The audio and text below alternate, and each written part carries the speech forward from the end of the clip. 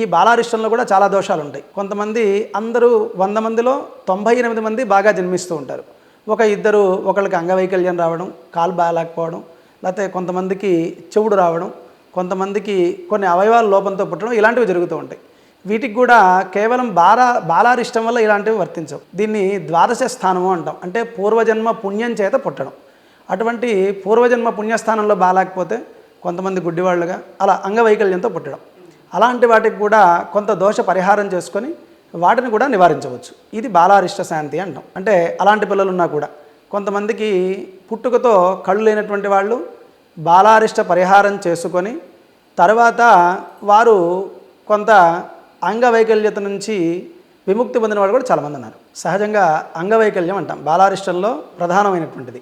మరి బాలారిష్టం ఉన్న వాళ్ళందరికీ కూడా అంగవైకల్యం ఉంటుందా అంటే ఉండదు. కేవలం కొన్ని అనారోగ్య సమస్యలు మాత్రమే ఉంటాయి. ఏ గ్రహం అయితే బాగలేదో మనకు సహజంగా శాస్త్రంలో చెప్పిన విధంగా ఒక్కో గ్రహం బాగలేకపోతే ఒక్కొక్క అవయవ లోపం జరుగుతూ ఉంటుంది.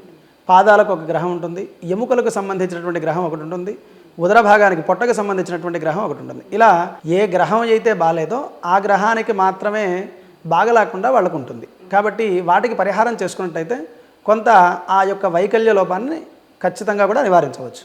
కాబట్టి దీన్ని బాలారిష్ట శాంతి అంటాం.